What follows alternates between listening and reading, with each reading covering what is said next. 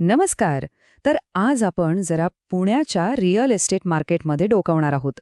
म्हणजे जे कोणी घर घ्यायच्या विचारात आहेत ना, त्यांच्यासाठी हा आढावा खूपच महत्वाचा ठरू शकतो. अच्छा, म्हणजे पुण्यात घर घ्यायचा प्लॅन बनतोय. मग अगदी बरोबर ठिकाणी आला आहात. चला तर मग पटकन या मार्केटमधले काही महत्वाचे मुद्दे समजून घेऊया. सगळ्यात आधी पहिला प्रश्न. पुण्यात घरांची मागणी इतकी का वाढतीये?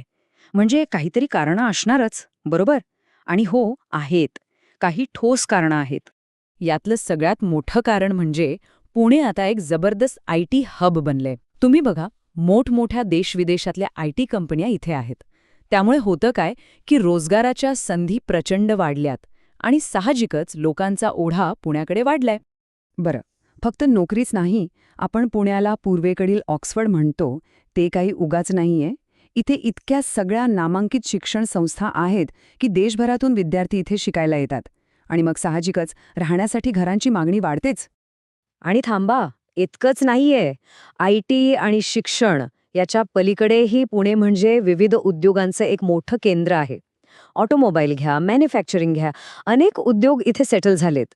ह्या सगळ्यामुळे मागणीला अजूनच जोर चढतोय. अच्छा, म्हणजे मागणी तर भरपूर आहे हे आत्ता आपल्याला कळलं. पण अख्ख्या पुण्यात सगळीकडे सारखीच मागणी आहे का? नाही. ही मागणी शहराच्या एका विशिष्ट भागात जास्त आहे.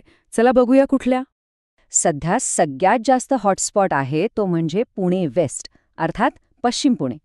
आणि त्यातही खास करून बाणेर, बावधन, बालेवाडी, वाकड आणि पिंपळे सौदागर या भागांमध्ये तर घरांना प्रचंड मागणी आहे. बरं, जागा कळली, मागणी कळली.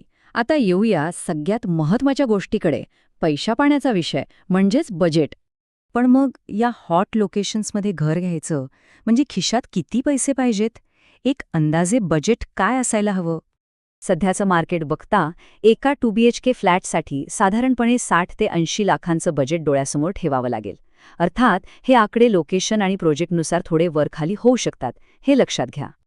आणि जर समजा 3BHKचा विचार असेल, तर मग बजेट साधारणपणे 85 लाखांपासून ते अगदी 1.25 कोटीपर्यंतही जाऊ शकतं. ठीक आहे, हे झालं आजचं गणित. पण घर घेताना फक्त आजचा विचार करून चालत नाही. भविष्यात काय? म्हणजे प्रॉपर्टीचे भाव वाढतील का?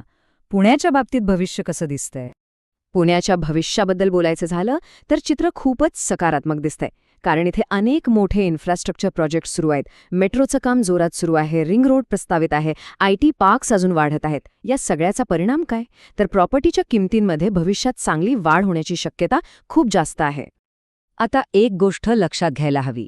प्रत्येक जण एकाच कारणासाठी घर घेत नाही. काहींना राहायला घर हवं असतं, तर काहींना गुंतवणूक करायची असते. त्यामुळे खरेदीची रणनीती ही उद्देशानुसार ठरवली पाहिजे. म्हणजे बघा, इथे दोन वेगवेगळे विचार आहेत. जर घर स्वतःच्या वापरासाठी म्हणजे राहण्यासाठी घ्यायचं असेल, तर सगळ्यात उत्तम म्हणजे रेडी टू मूव्ह प्रॉपर्टी बघा, किंवा जास्तीत जास्त जिचा ताबा पुढच्या 1-2 वर्षात मिळेल असा प्रोजेक्ट निवडा. हे जास्त सुरक्षित असतं. पण जर उद्देश फक्त गुंतवणूक असेल, तर मग थोडी रिस्क घेऊन विकसनशील भागांमध्ये सुरुवातीलाच गुंतवणूक केली तर भविष्यात जास्त फायदा मिळू शकतो. चला, आता आपण जवळजवळ सगळ्या महत्त्वाच्या गोष्टी पाहिल्यात. पण मग इतकं सगळं ऐकल्यावर अंतिम निर्णय घ्यायचा कसा? त्यासाठी काही गोष्टी डोक्यात पक्क्या ठेवायला हव्यात. निर्णय घेण्यापूर्वी ही 4 मुद्द्यांची चेकलिस्ट नक्की वापरा. 1. लोकेशन.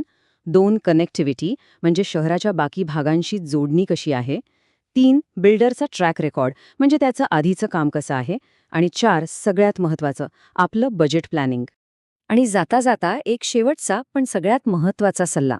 घर खरेदी हा निर्णय भावनेच्या भरात घेऊ नका. तो पूर्णपणे अभ्यासावर आधारित असावा. लोकेशन, कनेक्टिव्हिटी, बिल्डरचं काम आणि आपलं बजेट या सगळ्या गोष्टी तपासून विचारपूर्वक घेतलेला निर्णयच नेहमी योग्य ठरतो आणि फायद्याचा सुद्धा.